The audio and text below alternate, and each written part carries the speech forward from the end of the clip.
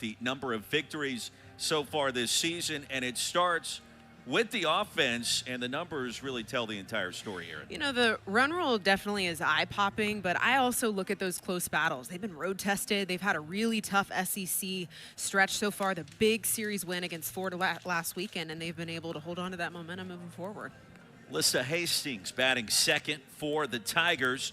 Transfer from Lipscomb, and her batting average at .415. Part of the table setters with Kylie Shaw again batting leadoff.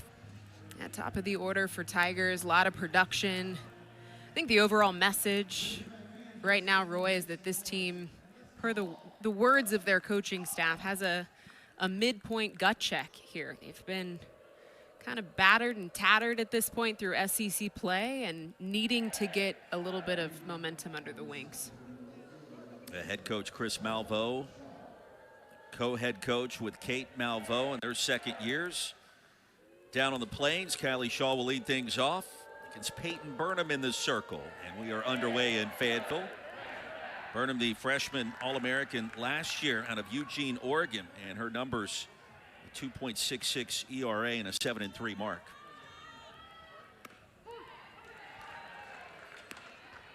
Aaron, what do you like about what she brings to the circle for Arkansas this season?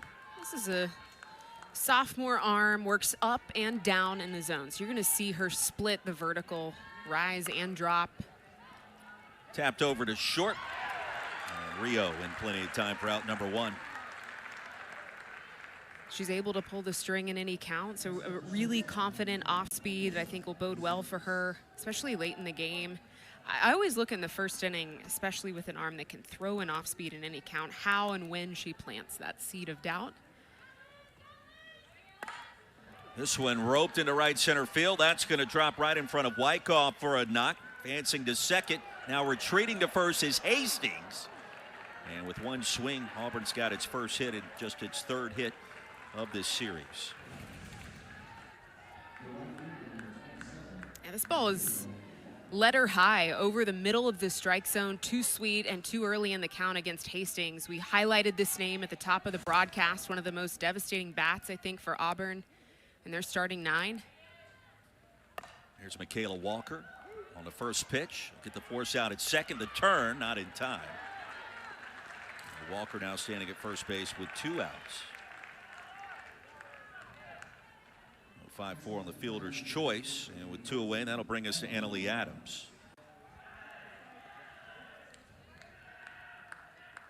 Sophomore out of Indiana, first team All-SEC performer last year, trying to get back to those numbers from a season ago. Deep in the hole, diving is Rio, over to first, off the hop, dug out beautifully. And Bell was there to record the third out.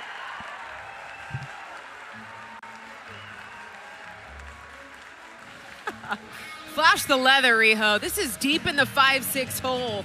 I did not think this play was going to be made. Well, she had other plans. 6-pitch frame. This offense last season, eye-popping numbers that I think you would guess be hard to replace, but this team has reloaded. It's been a 1-9 effort. They still have the home run power. I look at the gap-to-gap power, doubles, triples, hits. This is a team that is potent at the plate, and Courtney Deifel is proud of it. I mean, we got to chat with her coming into this weekend, and there is not a single bat in the starting order that she doesn't trust. Reagan Johnson will lead things off. S.J. Guerin in the circle for the Auburn Tigers after 2 seasons in Norman with the Sooners, her second season on the Plains with AU.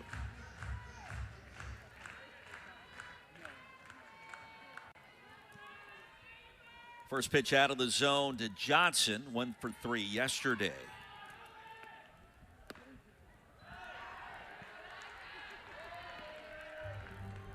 A lefty arm, 3-speed mix. You're going to see her live on that curveball side right under the hands of righties. I think the thing that pops out about this arm is the fact that she dominates against right-handed swingers, a 228 average against righties. And lefties hitting 400.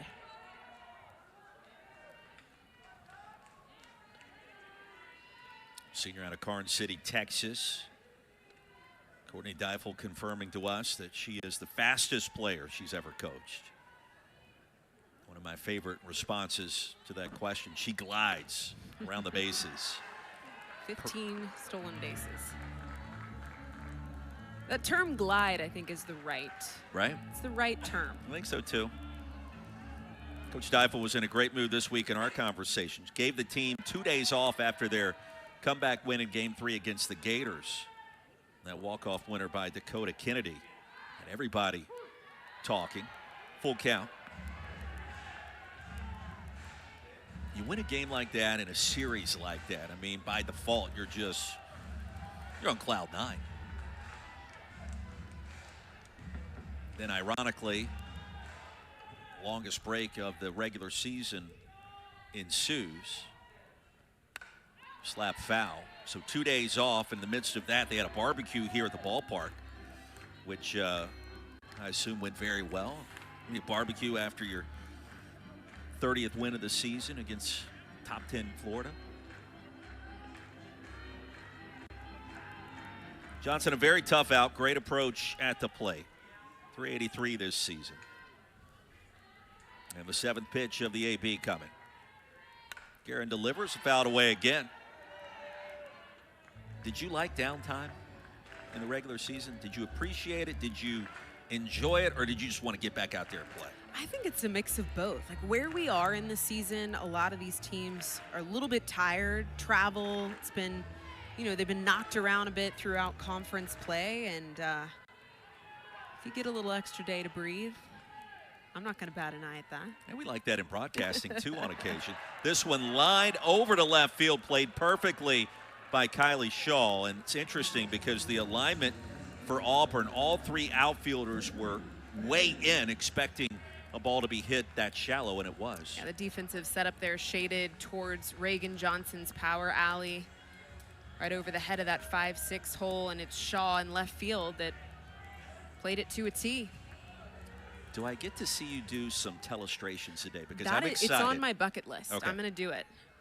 Because I see the telestrator. It's humming over there, and it's asking to be used by Aaron Miller. I'm excited for that. Maybe like a spotlight or like those blue cones that go out from home plate. I'm looking at all the different options and the bells and whistles, and we're going to have some fun. I'm excited. Brindley Bain has been an exciting player this year. 1 for 2 last night, 429 on the season. Pops it up, right side foul territory. Annalie Adams is there for out 2.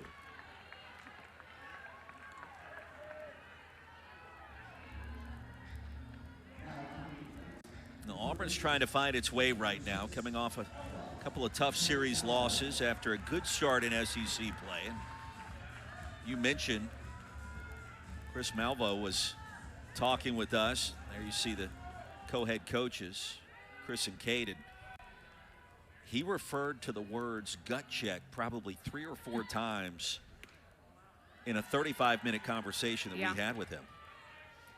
Yeah, I mean, he was very frank with us about the hostile environments that they've played in. Playing Oklahoma at Love's Field really was a wake-up call.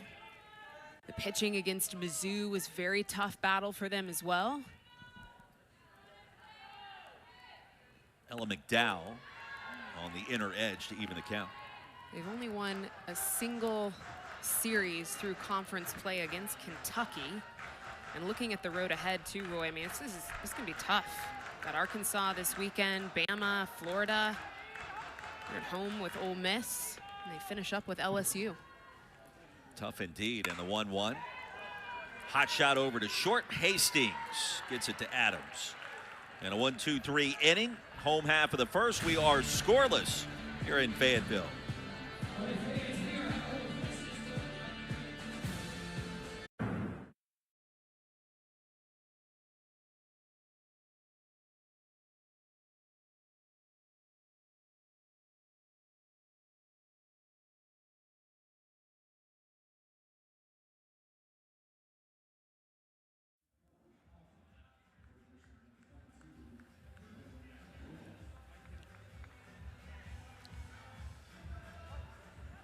Back here at Bogle Park on this Easter Sunday in a fast-moving first frame in the books. Aaron Miller, Roy Philpott scoreless with the number 6 Arkansas Razorbacks and the Auburn Tigers.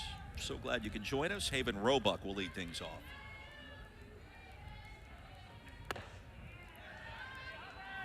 Peyton Burnham in the circle, the sophomore right-hander. Mentioned earlier, a freshman All-American a season ago, representing Sheldon High School up in beautiful Eugene, Oregon. And the 2-0 is swatted foul. Roebuck, one of the 3 starting freshmen in this starting order. That was the most apparent thing, I think, preparing for this series matchup, looking, getting to know Auburn, was just how much talent exited last season.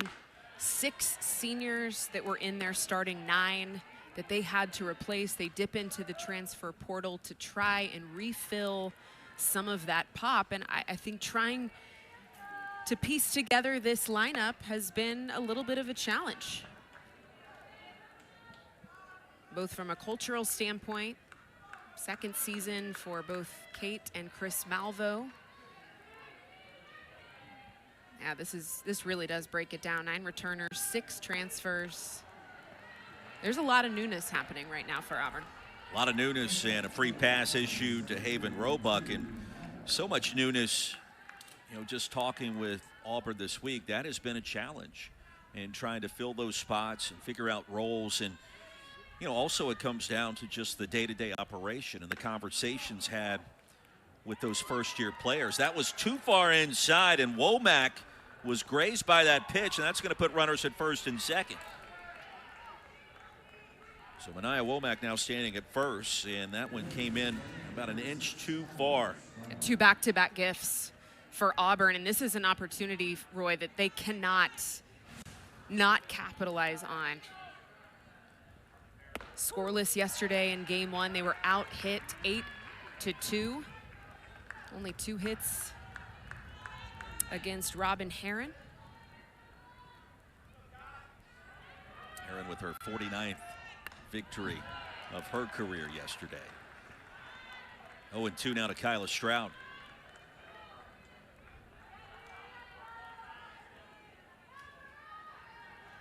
Tigers 0 for 3 in game 1 with runners in scoring position. Just 1 for 11 with runners on base this weekend so far. They're scuffling and trying to find that combination, and you get the sense a good start here would mean a lot for this series and for this team that is trying to figure things out with all the youth.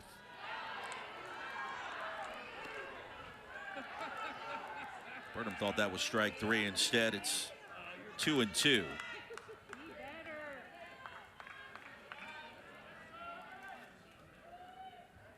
David Irwin, home plate umpire, calling balls and strikes. First strikeout for Burnham. And out number 1 here in the top of the second. She had to work for this. Started an 0-2 count, got herself in a leadership position, but still had to chip away at the edges of that strike zone in order to get this swing through. You know, that's been a conversation that we've had with a lot of head coaches. We definitely had that conversation with pitching coach and head coach Courtney Deifel for Arkansas about the strike zone. She said it's been tight at times. This is a hitter's game. We're trying to carve the edges. We're trying to find that strike zone that can give some sort of a competitive edge to the pitchers in our game. And right now, where we are in the pendulum, we are heavy offense, a lot of high-scoring games. It's tough for our pitching staff, for our arms, to feel like they can really stay in control. I agreed. I agree, too. I don't want to carry that conversation too far into the weeds. Back-to-back strikeouts as Ratliff is retired. And here comes Peyton Burnham. Well, so far, Burnham has been in control. She's moved quick. She's worked nicely with that curveball in the outer half. The fact that we've seen her own both sides of the strike zone here with a couple swing throughs, really telling to the movement in the late break that we're seeing out of her arm. Well, the walk issue to Roebuck. Womack was hit by a pitch. It was close, and then back-to-back strikeouts. Diego Wilson, nothing in 2 just like that. And an elite response after 2 free passes to start this inning, a leadoff walk, cardinal sin of our game. She challenged that inner corner against Womack, clipped the arm.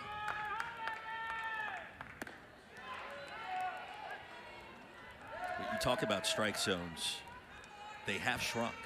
And I can feel that this is my 5th softball game of the season, and right away it just seemingly was the case without somebody telling me or instructing me, just watching and calling. You sense it. You sense it right away. And so scoring is up. Pitching is difficult these days there in the circle. Striking out the side is Peyton Burnham, a sophomore righty from Eugene, Oregon, and a 21-pitch frame as she strikes out the side. After 2 free passes, 2 on, no outs, she takes matters into her own hands. 3 straight Ks. Burnham finding a groove.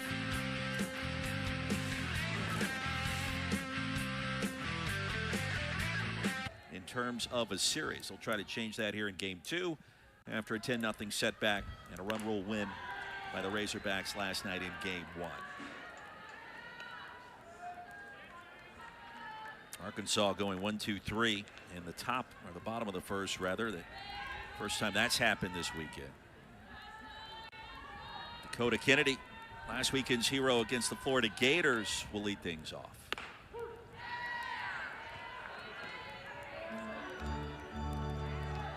Now the story on Dakota coming in from Arizona. She entered the portal. Courtney Deifel, very familiar with what she brought to the table, was hopeful to get a visit. They did. It was a match right away, off speed and upstairs. But most importantly, we found out, or I found out this week, Aaron, that Dakota, after arriving here in the natural state, became an outstanding baker. And when I say outstanding, she takes it to an entirely different level. World-class cinnamon rolls, we're told, that take 3 hours to make. 3 hours. Wow. Now, you know that they have to taste incredible with that amount of time. Teammates love it. Coach Deifel hasn't had one yet, so she said we can't have one until she gets one. We put in our humble request for a baked good up here. I thought it was a very humble request. I can understand the 3 hours, though, especially if they're yeast cinnamon rolls. They got to rise. The dough's got to rise. It's got to prove. I mean, it's a labor of love. You got to be patient with baking. That is why I don't bake, Roy, is because it's too scientific, and I'm not patient enough. I totally agree with you there. Kennedy squares the bunt, pulls back, and a called strike 3, the punch out. So Guerin battles back against the powerful Dakota Kennedy, her first strikeout. She had been carving up that curveball this entire at-bat. That is too close to take. I appreciate that call. Home plate umpire David Irwin with the punch out, and I believe, again, just maybe half a ball clips, maybe a fourth ball clips that strike zone. With 2 strikes, I'm not putting that in the umpire's hands. Tiana Bell digs in next. To put a bow on the cinnamon roll story, 3 hours, I feel like there's some homemade icing in there. Cream cheese or I'm out. Okay. Has to have cream cheese icing. Okay. You know? Understood. On a cinnamon roll? Understood. Got to be. Bell, the senior, was celebrated for her senior day game today. Game 2 here against Auburn. And Tiana Bell hitting .409. Began her career at Cal. Heritage High School out on the West Coast. 3 years at California, first year with the Razorbacks. Coach Deifel said she's a physical, strong softball player in every way. Does not get cheated. Violent swing was the description. I like that. I love it too. I know you do. If you're gonna swing, do it.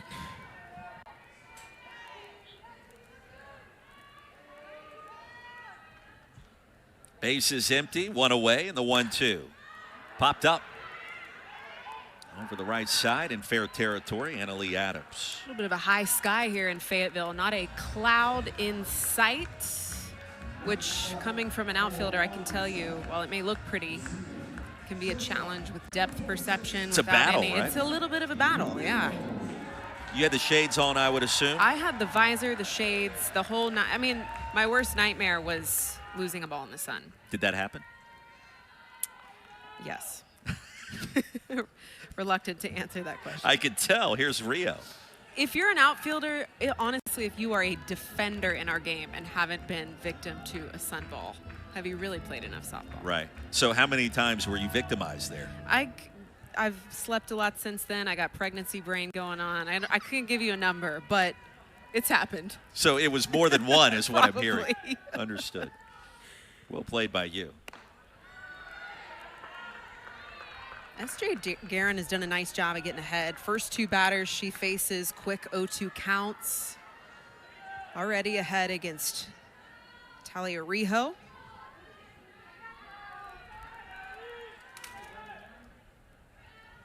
Rio, the New York native. Mother Audrey played D1 softball, UNCW. Her dad, Fernando, pitched 11 seasons in the minor leagues. Cousin Jose played Major League Baseball. That's a name many are probably familiar with. He pitched for 14 seasons. Won a championship in 1990 with the Reds. I think it's been that long since Cincinnati was relevant in Major League Baseball. No offense, Reds fans, but it's been a minute. We were talking about Major League just a second ago, the implementation of the ABS, the strike zone. Do you like? I think it makes it interesting. Certainly does that. The drama is there. They do it in such an efficient way in the games I've seen, at least 3-2. Like, that's the key. It has to happen quickly. Yeah, has to. We worked too hard to try and speed up that game. We don't have that problem for the most part in softball. This thing comes at you Guns fast. a-blazing, oh yeah. Yeah, we all just knocked on wood seven different ways. Payoff pitch, Rio stays alive.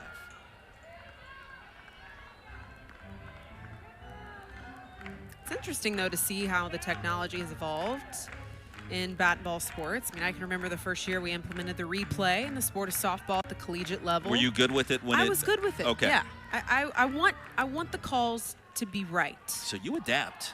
You have to. Swatted in deep right field, and just like that, it's gone. Rijo, her 6th home run of the season. 1-0 Arkansas.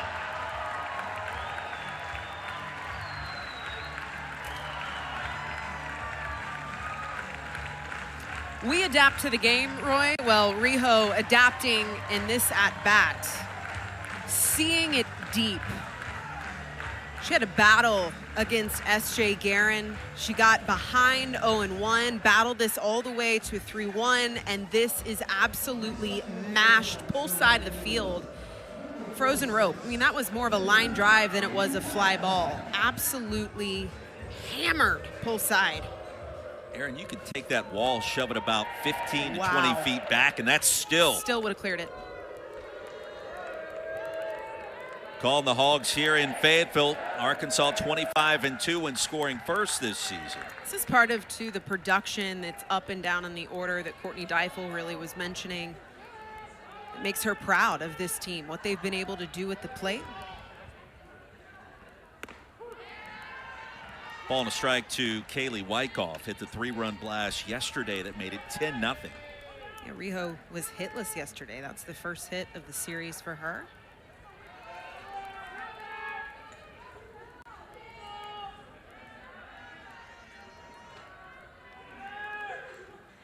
Yeah, 0-for-2 in game 1.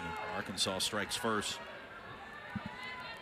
When you look at what this team has done this year, 31-5, Aaron.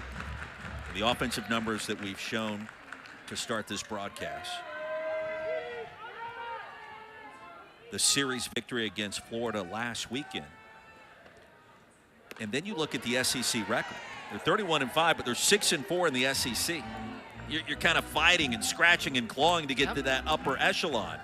It just speaks to how difficult and how tough the SEC is again in softball.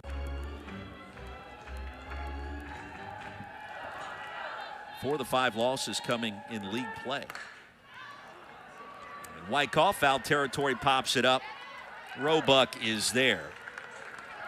Razorbacks without a loss this season. When leading after the second inning, that's exactly where they are today. First hit of the series and first run on the board. It's Rijo, the bomb to pull side. We got a 1-0 ball game here in Fayetteville.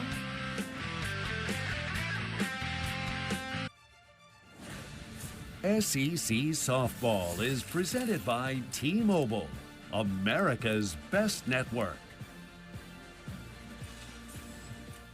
You know, I'm unsure why we aren't calling this game from the berm, but it is kind of chilly and kind of windy. Maybe tomorrow for Mic'd Up Monday we'll get a little bit warmer weather. I don't know. It is. That's where the food trucks are, too. Yeah, a lot of times you can smell the smoke kind of wafting over here. That's a good feeling. We got a great turnout today on Easter Sunday. We do. Beautiful weather. Little cool, but nothing a light jacket couldn't fix. I would like to call a game out there at some point. Can we do that? Well, we need to make it happen. Call the boss. Yeah. Our producer Erin is saying she'll see what she can do next time we're all here. 3 straight out of the zone to Kylie Shaw, back to the top of the AU batting order. Shaw, the classic table setter, leads the SEC in free passes coming into the weekend. And 4 straight, that one missed low. And Shaw aboard for the first time today. Shaw with the speed, 7 stolen bases on the year, was a Florida transfer.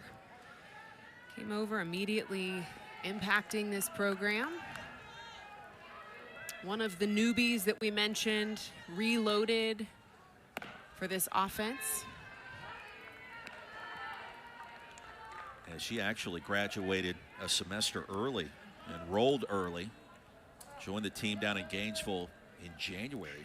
Should have still been in high school. Now, brief conversation between Burnham and Kennedy Miller. You seeing anything in the circle right now? 5 straight out of the zone after being gifted this 1-0 lead. You led me right there. This is second inning in a row that we've seen back-to-back free bases. The first batter that she faces. Mentioned the cardinal sin of that within our game. Rare case you don't see that leadoff walk come around to score.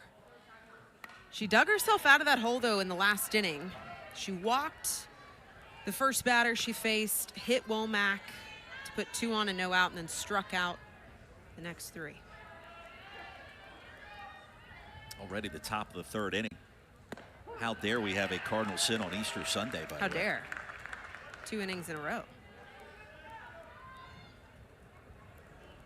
I mean, you hear this a lot about pitching. It's like the age-old get ahead, but it is true. I mean, you're watching Burnham get behind, struggling to dig herself out of that hole, and at bats where she's able to go right at the strike zone early, she's got a lot of success.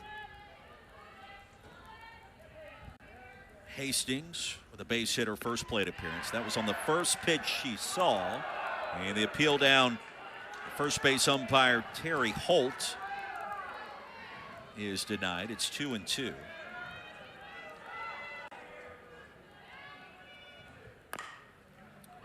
Off an awkward bounce over to Bell at first.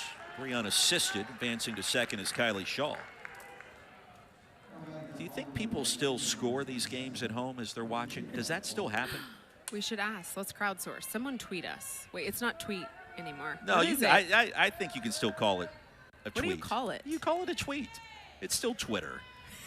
Do you really call it X? No. Yeah. But how do you X us, I guess? I don't know. Tweet X us. us. Are you keeping the score at home? Is anyone? Is anyone? Are you watching and actively keeping the score of this game? Yeah. Down the left field line and hooking foul.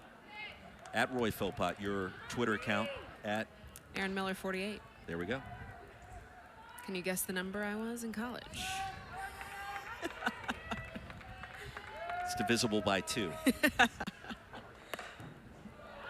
Line drive over to second. They'll double off Shaw at second base, and a great play by Davison. Wow.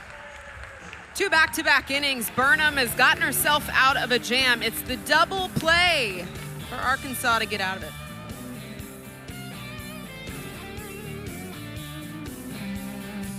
Really strong all season, but specifically through SEC play. Been really impressed with what they've done. What they did My goodness, against Texas, that was fun to watch. Kendall Wells right now, like we are She's not seeing. human. No, She's not she's human. not. But some perspective as Kennedy Miller leads things off for Arkansas. 1-0 lead. Aaron Miller, Roy Philpott. I saw some tweets, speaking of Twitter this week, for folks that cover Oklahoma sports, suggesting that Kendall Wells right now is having the best freshman season of any OU player in any sport ever. Wow. I haven't expanded my brain to those areas yet, but I mean, very believable. What are we at? 28 home runs now for her? 20. I'm going to Google it. I think it's 28. Ask AI. He'll know. Another leadoff walk. Happened quickly. Miller Oh, hit by pitch, actually. is standing at first base, I was going to say. We've had a couple of those that just barely grazed. The one that I didn't get a chance to react to, Mania Womack, like a fiber of the softball itself grazed a fiber of the jersey because she never reacted. It ended up not mattering. Davison, also a senior, leads the team in the hit by pitch department. I feel like every team's got a player like that, and they take a lot of pride in that. There's a toughness involved. 30 home runs. I was going to say, I wanted to say 29. She's already at 30. And we're in April. It's still Barely, early April. Barely.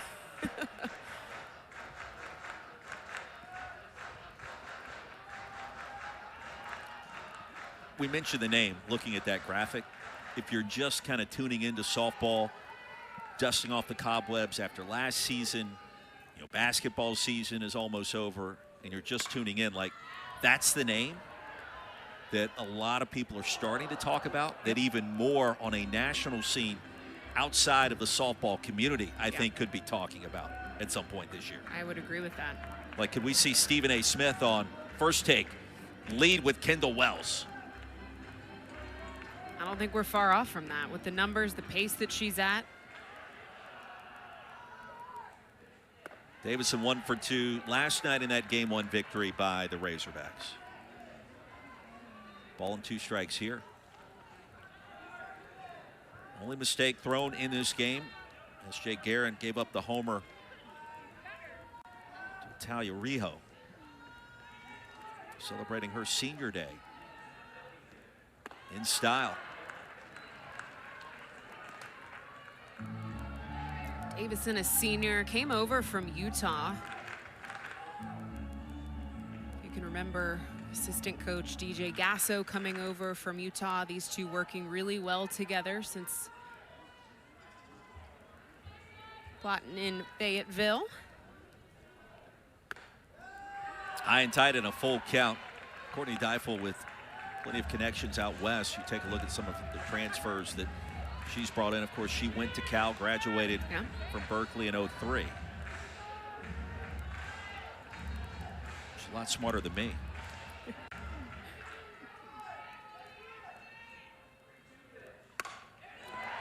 To center field, fighting the sunshine out there is Womack, and grazing, lancing rather a little bit to her left. Will field it cleanly. Nice play. 11th season for Courtney Deifel. Really good support staff with her. DJ Gasso coming over from Utah. It's his 3rd season here at Arkansas. Hitting coach, specializing in that, the data, being the problem solver of the offense. Was a part of that Utah squad when they had their first Women's College World Series appearance since 1994.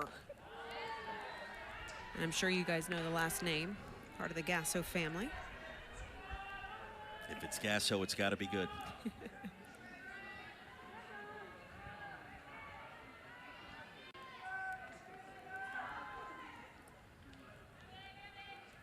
Back to the top of the order, Reagan Johnson. Both corner infielders crashing in. The attempted bunt to try to get Kennedy Miller over to second. I'm biting my fingernails waiting for the telestration here. I thought it was coming right there. I was on deck with it. I'm excited. A little bit of a shift on that outfield there.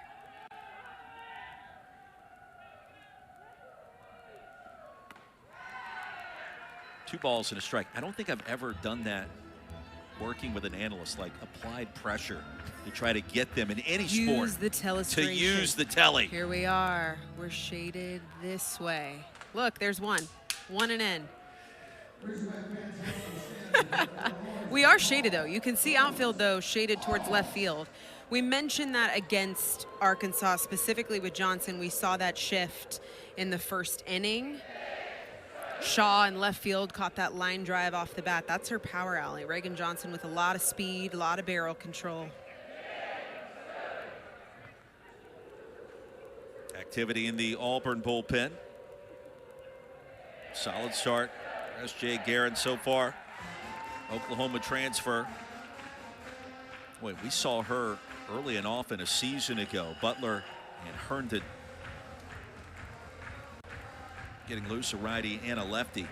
S.J. Guerin last season, Aaron, appeared in 50 of Auburn's 59 games. Second in the country in appearances by a pitcher. Brief conversation, now the 2-1.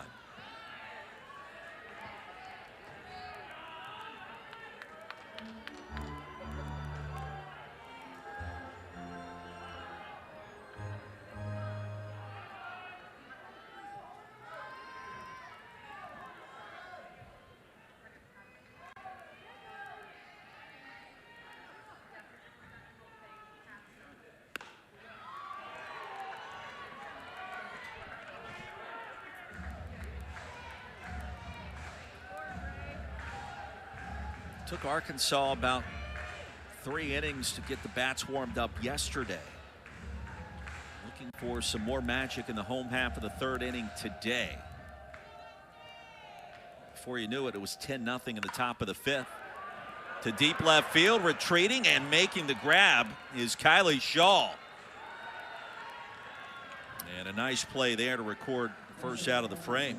Softball next week. We'll have a 3-game series. Number 7 Florida and South Carolina. Friday and Saturday's games right here on the SEC Network. The series finale Sunday afternoon on SEC Network Plus. Like everything else, all games also on the ESPN app. So 2 outs, with a runner at first. Arkansas has been incredible with 2 outs this weekend. 6 of its 9 hits have come with 2 outs, including the Rijo solo blast in the bottom of the 2nd inning.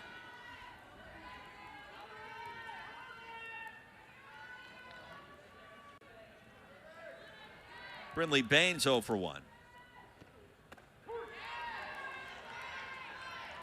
Starting to see SJ pull the string a little bit. Saw 2 changeups in the 2nd inning, and that one just under the hands of Bain. Chris and Kate Malveaux, co-head coaches. Kate Malveaux will join us coming up after the next commercial break, which is now just minutes away. Annalie Adams fighting off the sunshine, does so as the Razorbacks strand a runner. Top of the 4th inning, Auburn will try to crank up the offense after this. It really is interesting how it's worked out. A great season last year, their first campaign coming in after stints at Missouri and Tennessee as assistants. And obviously a great dynamic and great relationship. Their 2 kids are here in Fayetteville today, too. They attended Mass this morning for Easter, which is awesome. They got some family in town, and Kate did confirm the Easter Bunny did come visit the kids, so all is well. There they are. You and I were debating, what would be harder? Husband and wife dynamic or mother-son, son-daughter dynamic on the coaching staff? What would be tougher? I would strike out across the board there. You're like, all the above. All the above. I am amazed at how well it works for the Malveaux. I really am. And I'm curious to get your perspective. Fly ball, deep right field. And Annalie Adams gave that one a ride. Wyckoff was there at the track for out number 1. I think both would be challenging. Okay, so you admit that. They each would have their own challenges. But my gut tells me working with my parent would be more challenging. Than your husband. Yeah, than like your partner, your equal. But having a parent, there's a little bit more different dynamic. hierarchical dynamic you'd have to kind of work through. But hey, there have been programs where it has been successful. See a lot of the husband-wife combination in gymnastics. Yes, you're right, Which it has gone very well, various programs in the SEC. Ball and a strike to Haven Roebuck. Chris was great with us this weekend and totally transparent that you talked about what he told us. It's gut check time for this young team, and that's a laser beam into the Arkansas dugout. I think everybody's okay down there. But one of the questions I asked him was, all right, the team is young, the dynamic, and I hate to sound like the old man get off my lawn guy, but the youth of today, it's different than what it was 5-10 years ago, as it is every 5 to 10 years. And that's part of the conversation and the adaptation into the approach and what you tell a team that, he said midterms are going on right now. And that's something that, we're battling a little bit, and we got to make sure our focus is there. Punch out, Roebuck is retired. 4th strikeout of the game for Arkansas. Yeah, this is on the inner half. You can see the late drop. Falls right off the table at the knees. Really nice spin, tight revolution. Inner half to Womack. Yeah, Burnham lives in that arm side lane. Pretty dominant on that side of the plate.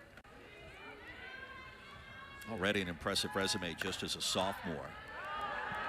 Popped up and that'll drift out of play. Mentioned from Eugene, Oregon, Sheldon High School, Aaron. Led the Fighting Irish to back-to-back state championships rather.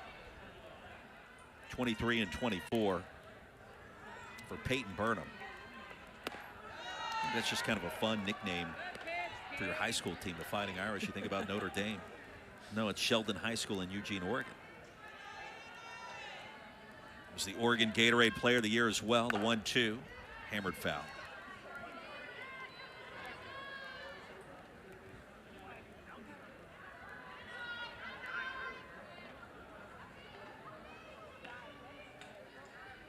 Yeah, just looking at the heat chart, the pitch frequency on this heat map for Burnham, and it is bright red hot on that side of the plate, the location that you just saw there, right under the hands of righties.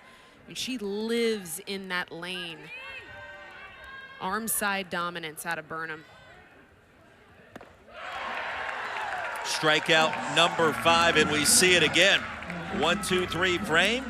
Arkansas 1-0 lead. We'll touch base with Courtney Deifel. Year 11 here in Fayetteville coming up.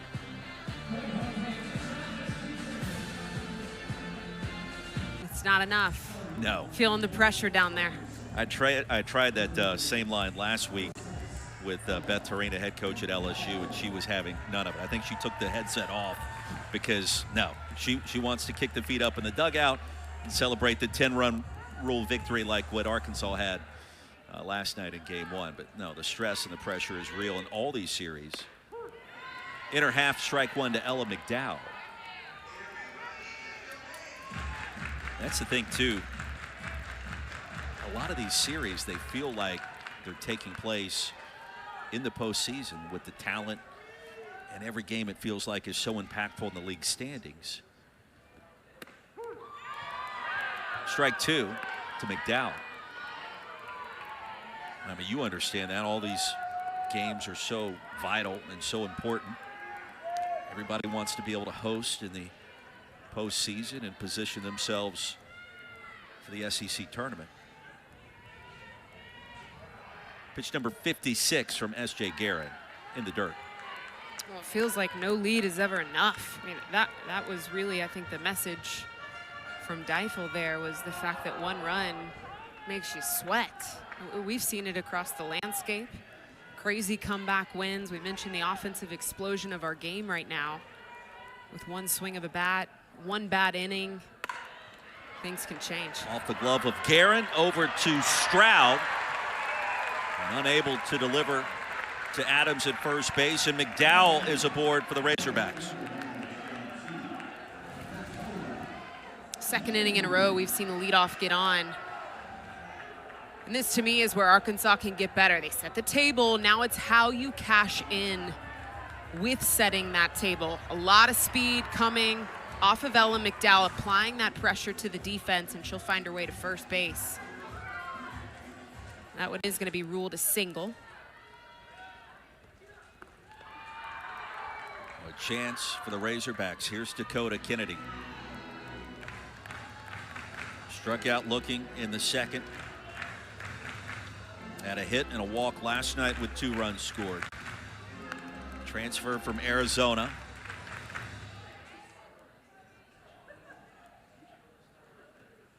Kennedy's got speed. We saw her flash a little bit of a run through the box last trap at bat. She flashed the bunt. Here, potentially an opportunity where some short game would have some impact. She's got 7 stolen bases on the year. And defense playing straight up, even with the base paths, a lot of room to work on the deep. Courtney Deifel told us this week she went back and watched the replay of Kennedy's walk-off home run, the 3-run shot to left field last weekend against the Gators. She told us 57 times. And she lost her voice after that moment. They were so excited. What an inspirational moment. The heart of conference play for the Razorbacks. Kennedy pops it up foul territory, and against the netting, Roebuck able to haul it in. Well, and right into the adjustment that Coach Deifel mentioned. It's too many fly ball outs. It's a wasted out. It's an unproductive out. I made this comment after the base hit of McDowell to lead off the inning. That is what it takes for a 1 through 9 order to generate production, is passing the bat, productive outs. Bell, a charge to left field. Will it stay fair?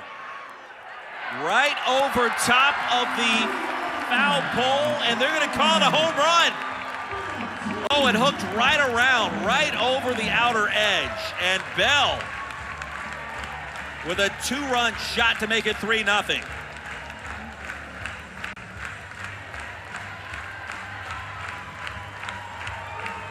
Absolute moonshot. If you're gonna hit one in the air, you better make sure it's out of the yard. This one is right down Broadway. I mean, Guerin just misses too sweet against Tiana Bell.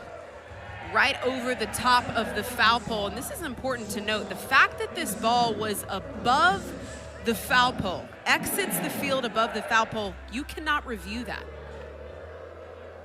That is a swing that is not in the clear to go to replay on. So it is going to stand how it's called. It's a 2-run shot.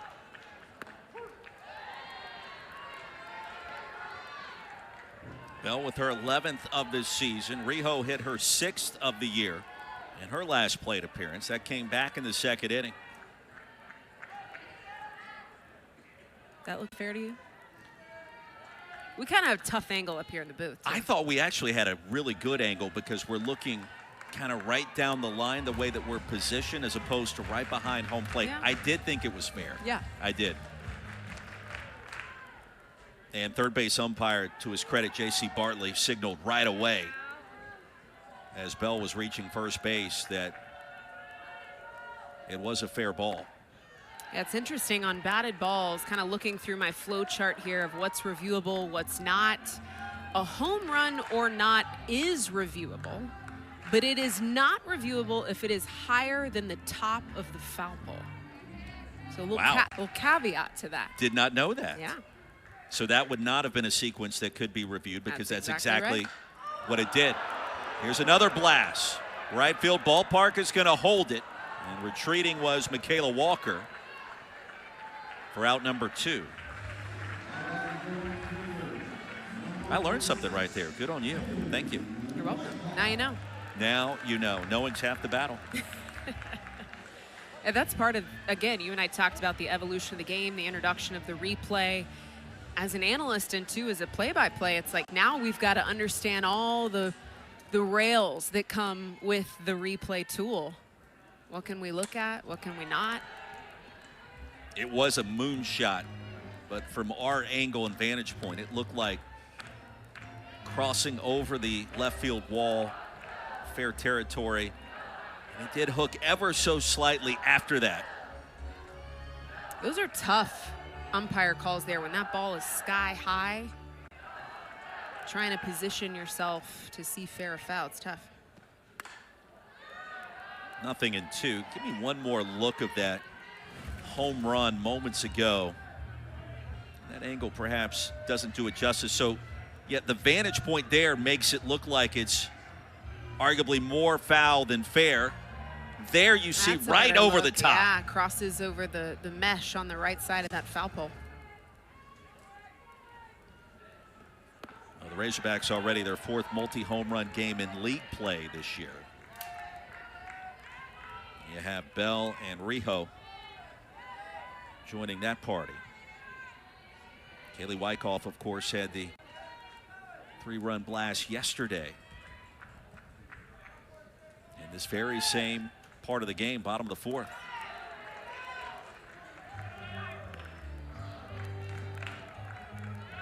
Well, Arkansas, really the only thing this program hasn't done is reach the Women's College World Series. They have tried to punch through that super regional round these last couple of years, only to come up just short. And you wonder, could this be the team that finally breaks through?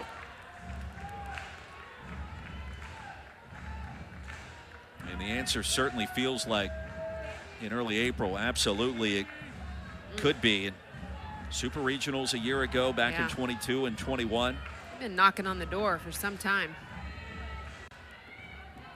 Been right there. The payoff. S.J. Guerin comes home. And another shot to deep right field. That one to the burn. Wyckoff, home run number 5 and her 2nd of the weekend.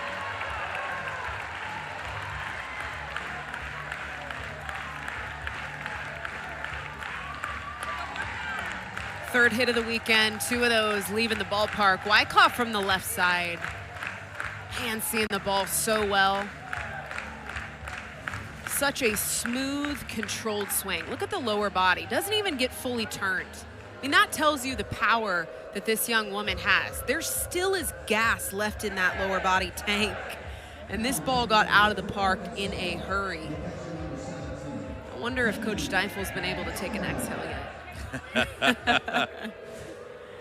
Knowing how head coaches think in this league, probably not. Not enough. I don't blame her. But a 4-0 lead in the bottom of the 4th. That's a fair ball, and Miller is going to be thrown out at first base.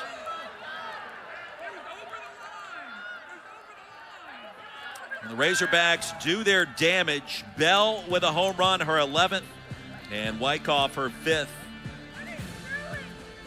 And they do want to take a look at that play. Courtney Deifel thought that it had rolled foul and that Miller should get another swing. This is reviewable. Fair or foul is reviewable.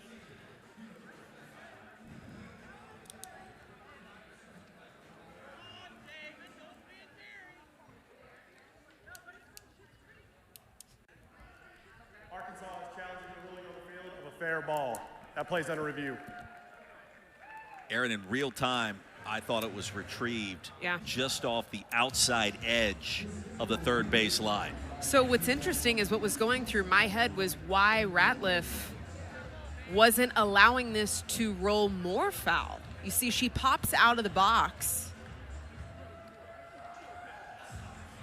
and immediately picks up that ball as it looked to me to still be spinning in the direction to go foul. This will be a great angle.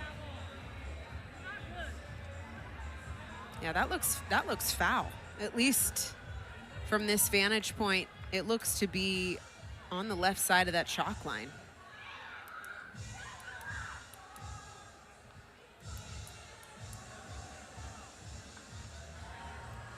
I thought it was on the outer edge of the line as she retrieved it. So, you know, is the evidence conclusive? That's the question. Here's another great look from our camera crew. This is going to tell you. This will be the, this will be the look. That's foul. But the shadow covers the ball. Do we know conclusively? Is any part of the ball on the chalk line too? I think that could be up for discussion. Is it conclusive? I don't think there's enough there to overturn it. We'll take a look at the Hawkeye look here. Oh, that is crispy. Wow, that's crisp.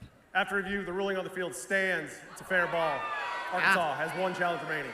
So they're determining here that at least a portion of the ball was on the chalk line. It'll stand. Courtney Deifel's team adds 3 to its advantage. 4-0 Arkansas. Headed to the 5th inning after this. Zone and has gotten Ks where she's needed them most. 5 so far through 4 innings. Tigers 2 hits last night, just 1 so far today. They'd love to change that here. 7, 8, and 9 due up first for AU. As Kyla Stroud falls behind 0-1.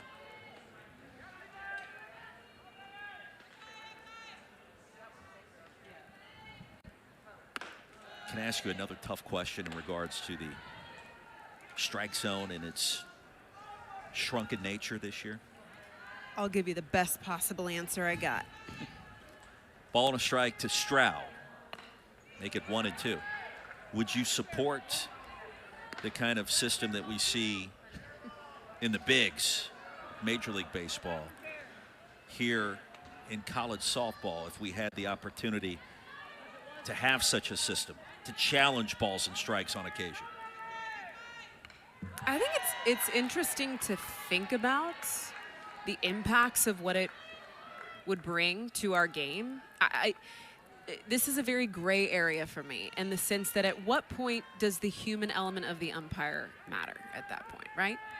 I mean, if we're going to a system, a technology system to call balls and strikes, we're already going to a replay system to get calls on the field corrected. Does the human element not matter? Back through the circle, and Rijo on the move. Delivers a strike on a laser over to first base. Rio's been money at shortstop. We saw that up the middle 5-6 play to start the game, and here she comes behind Burnham after it tips off the glove to make a cross-body throw. Big time. And delivered in plenty of time, it felt like. That is a tough play. She does not miss in that 6-hole this season. And when you're Auburn and you're struggling to score and you're trying to find ways to get on base and come up with a clutch AB, those are the kinds of things that are happening to you when you're scuffling just a little bit.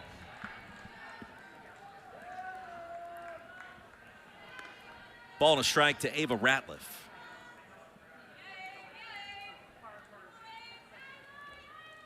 For the record,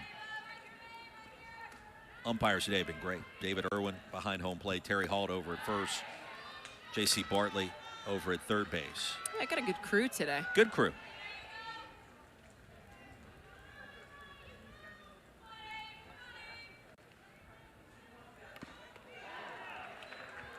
That would be a question if I could get like all of our analysts, all the colleagues of ours at ESPN around a round table. All of us gals that played, like, what do we all think about this? That'd be the $1 million question. I'm going to text Michelle Exactly. and Amanda right Get now. a massive group text going. Weigh in, please. Then they would just make fun of me for something I said or did on air. You know what's interesting is typically those types of questions, you'd get one answer from the pitchers and you'd get a different answer from the hitters. But I don't know that that would be the case for this specific topic, because I can see an advantage and value on both sides of the ball. Good use of the word value there. Sounded very professional. 3 balls and 2 strikes. Burnham steps out and now back into the circle. Arkansas pitching. Robin Herron last night. Peyton Burnham so far today. Ava Ratliff draws the free pass. Friday night, number 2 Texas, number 20 Texas A&M start a huge 3-game series in baseball down in College Station. We'll have it for you right here on the SEC Network, the ESPN app. Coverage of Game 1. The Lone Star Showdown Series begins at 8 Eastern, 7 Central. Real quick story there. I was fortunate enough to do a baseball regional in Aggieland with Texas there. So it's postseason baseball, Lone Star Showdown. It's a game that went into extra innings. And, you know, I call all sports, football, basketball, baseball, softball, women's hoops, flag football in the middle of summer, all sports. That one game, we got done. It was a 12th inning, late at night. It was a primetime ESPN game. And I remember telling the analyst I was working with at the time, I was like, I don't think I could have called another ball or strike. It was so intense. It was a long day, but it was also just, you could feel the intensity of the rivalry. Yeah, oh yeah. And it was magnified in the postseason. So Ratliff was at first, and now Georgia Lessman has come in as a pinch runner after she got the base on balls. And now Daigle Wilson sends that one foul, still 1-2. That's just my elongated way of suggesting to tune in next weekend. Anytime you get a rivalry matchup, you know it always is going to get nasty. You were a part of a lot of those games with a lot of different rivalries. We did. We had a lot of different rivalries when I was at Oklahoma. I mean, it's OU Texas, right? It's number one. I mean, right. And then, you know, you've got the in-state rivalry of OU and OSU. And then we kind of developed one a little bit with Bama. Like, there was a lot of tension between Bama and I while I was at Oklahoma. And to shallow left, and Kennedy over to retrieve it. And now the Tigers with runners at first and second. That'll be the first hit of the weekend for Wilson. It's back to the top of the order. Yeah, a little something brewing here for Auburn. Less than 2 outs, 2 on. And I keep going back to Burnham, just getting caught behind in at-bats, having to claw her way out of hitters' counts. And now rolling this lineup back over, it's up to the top with Kylie Shaw. Shaw, remember, leads the SEC in walks this season. First pitch swinging, could be 2. There's the tag, and it is. Davison, the standout nifty glove work, gets it done for the Razorbacks. Defense, once again, helping Burnham out of a tough inning. You just cannot run into that tag. Wow. So far by the Hogs. You look at that 4-0 lead today. Off-speed pitch to kick things off here in the bottom of the 5th inning. Out of the zone to Carly Davison. Just made an incredible play over at second base. Tag and the throw to first. The 4-3 double play. By the way, in that promo, you heard both of our voices.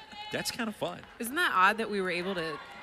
I don't know that I would know it was me more times than not. Really? You know how when you hear yourself replayed back, you're like, wait, do I sound like that? It's bizarre how that works. Davison 0 for 1. Did have a hit last night in that Game 1 victory. But, I mean, you notice it right away, don't you? Like, yeah. Okay. You picked up on your voice pretty quick. Sometimes I don't. Sometimes I do. That was one, I don't know, maybe because I have the headset on. Coach Steifel will get to have that moment tomorrow. She'll be mic'd up for Mic'd Up Monday. She's excited for that, right? I hope so. Yeah. We're excited. We are. She's fun. She's a winner. I mean, she is a winner. That's She's the a competitor. One thing. Yeah, totally. Line into left field. Davison aboard. So the standout play at second base, leading off the next frame. A knock into left field.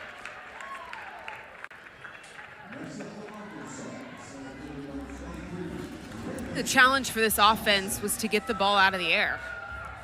Change the angle a little bit down through contact, and we're starting to see contact get a little bit lower to the ground. This one's lined to left field. It's interesting, once that adjustment started to be made, we saw 2 home runs last inning, started to get that backspin through contact. Tapped over to short. He'll get the force at second. And Davison is erased. Johnson now standing at first base.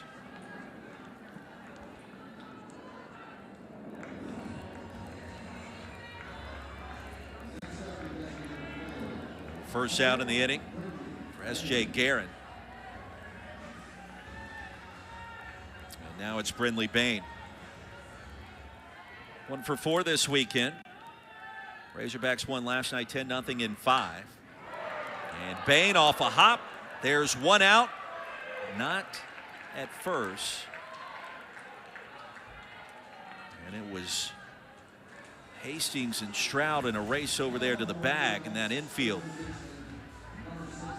Yeah, well played. Hastings was shaded up the middle of the infield. This has been a defense that honestly has used scout to their advantage, shifting against certain bats, and it's played really well for this defense. Almost had the double play at first. We're seeing more of the shifts in softball. I mean, I don't know if more is the right word. I definitely have seen a consistent use of defensive shifts, at least within the past 5-6 years of calling ball. With the data surge in our sport, it's like, why not, right? The trends are there. Why not play into them, pitch to them?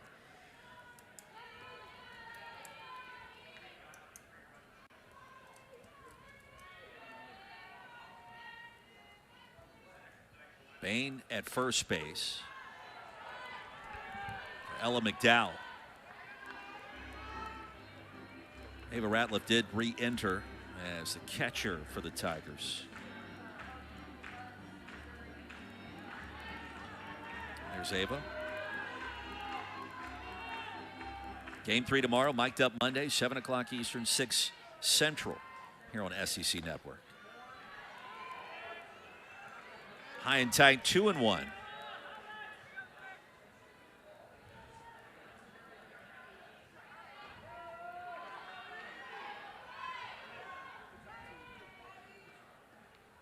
Dow, a native of Richmond, Texas, Foster High School.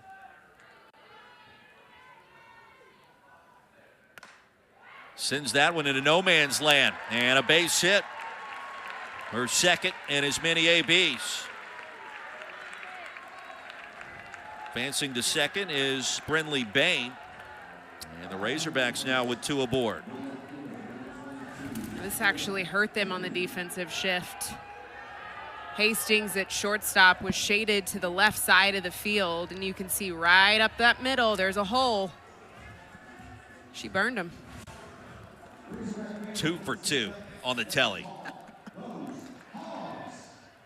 We'll see for S.J. Guerin if her afternoon will continue.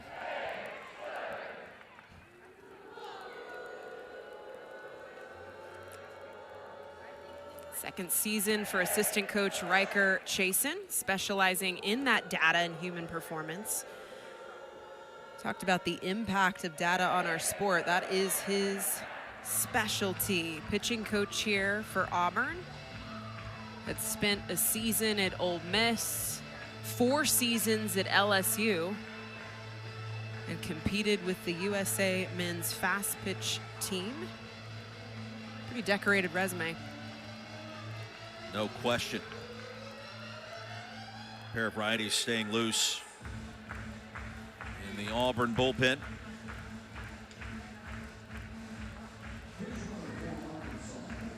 Casey Wood is now a pinch runner standing at second base. Comes in for Brinley Bain. McDowell at first, and a massive moment here for Dakota Kennedy.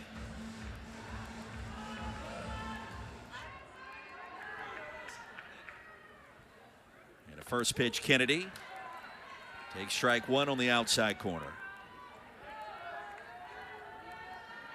Well, it was Dakota that provided all the fireworks last weekend against the Gators. You wonder if that ends up being not a turning point for this team, but perhaps an indicator that they are ready to break through to the Women's College World Series.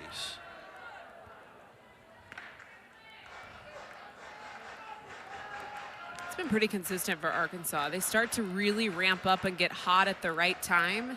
We talked about it. It's just getting over that super regional hump for this program. They have been knocking on the door for so many seasons. And Kennedy lines out to second. Stroud was there. And the side retired. Hogs strand a pair, but lead it 4-0. Top of the 6th inning coming up.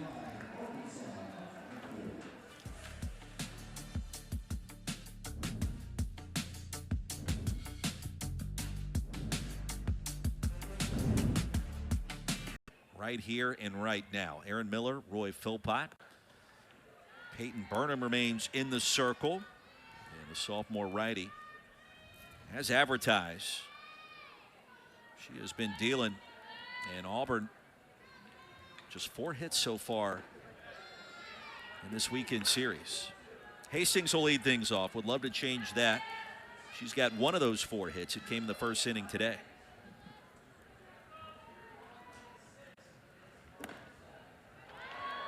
Co-head coach Chris Malvo told us Alyssa transferring in from Lipscomb.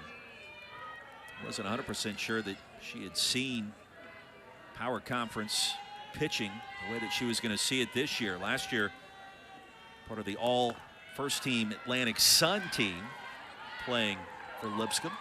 And she'll draw a walk to lead things off here in the top of the 6th today. 3rd leadoff walk against Burnham. Yeah, you mentioned it when we brought up Alyssa Hastings to Chris Malvo. He said, my goodness, I wish I had 10 of her on my roster.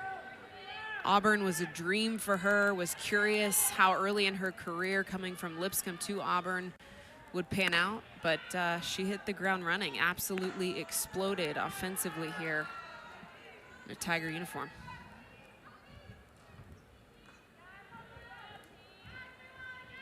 Kayla Walker, LSU transfer, Georgia native. Kayla has 3 grand slams this season, 3. Yeah, 10 home run year so far. Described as softball obsessed, like always wants to be on the field. Very high energy athlete and never good enough, which can sometimes, that can be good and bad. Was that you? I'll be honest, no. No. I like the transparency today. I mean, I think the way I tried to approach playing was that it never stays the same. Walker, Rijo. Is it 2? Indeed it is. Wow. Oh, the quick turn. Crisp delivery. Where Burnham has had a little bit of smudges on the record tonight in the circle with balls and strikes, her defense has been lights out behind her. Unbelievable. 3 double plays today for Arkansas. They've been at the top of the SEC in that category. Annalee Adams to right center.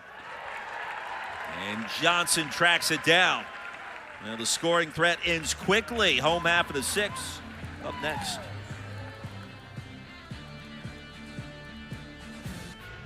Been a collective effort for this squad all weekend. Razorbacks have been on fire offensively and defensively. You take a look at the surge in power again for Arkansas today. 3 of the 6 hits for home runs, and a new pitcher to tell you about as well for Auburn. By the way, 3 double plays today we mentioned for the Razorbacks to end or help end that last inning, as Bell fouls out to 3rd. Now 27 DPs on the year, tied for 2nd nationally. So the defense assisting Peyton Burnham and any hurler in the circle. Meanwhile, Charlie Butler, the freshman, and the right-hander from Tallahassee, now in the circle for the Tigers.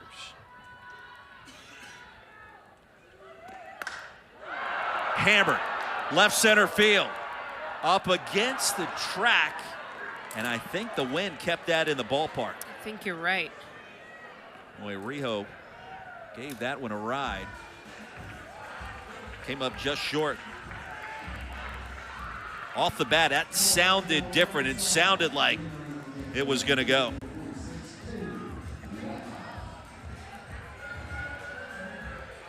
Has this not been the fastest paced game that you've called in quite some time? It's moving. 2 pitches, 2 outs, felt like.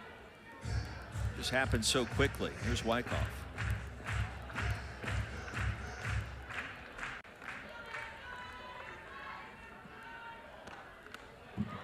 Start to see the off speed there out of the hand of Butler. Much different look from S.J. Guerin, the lefty, who she relieves for here.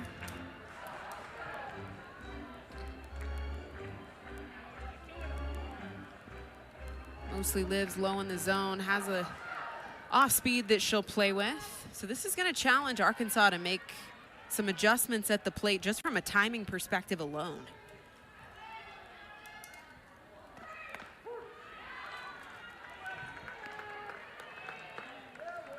Coming up for Auburn in the top of the 7th. 3, 4, and 5, heart of the order due up.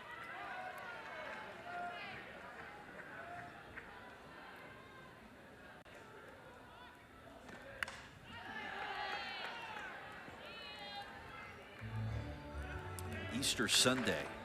Game 2 has flown by.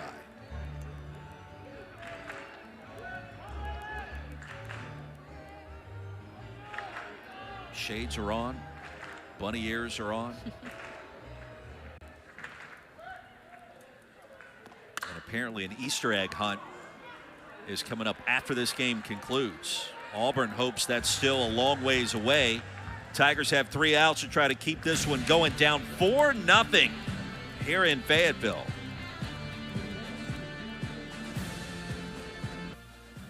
Hard to believe already. Top of the 7th inning, 4-0. Arkansas looking for the series victory in Game 2 against the Auburn Tigers. As we welcome you back to Bogle Park on this Easter Sunday. Aaron Miller, Roy Philpott.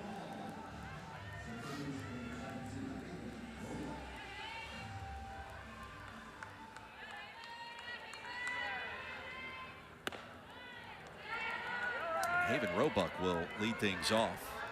It'll be 5, 6, and 7.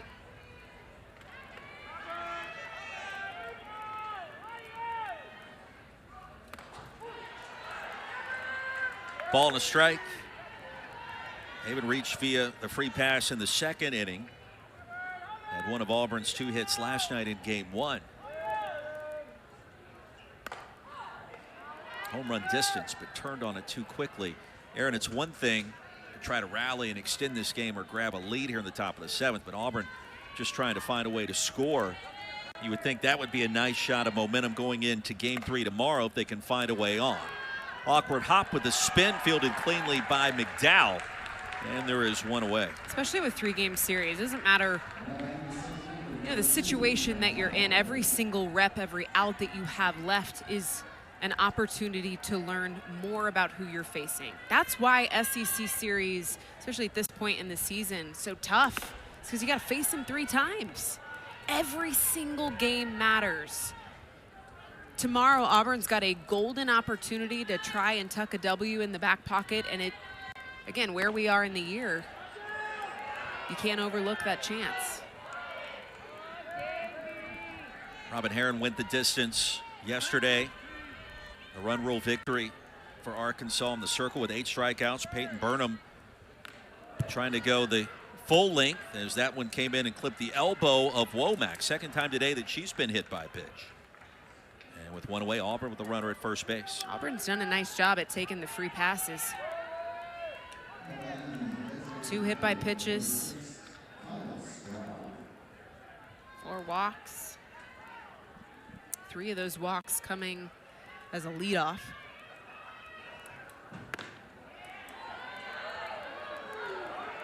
When you're facing a team like Arkansas that's had red-hot offense, the ability to score runs consistently through a ball game, when you get those gifts, it's what you do with those gifts that really matters.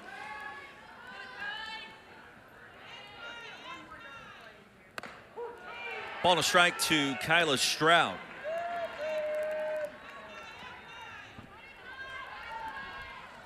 Struck out her first time up and then hit into that 1-6-3.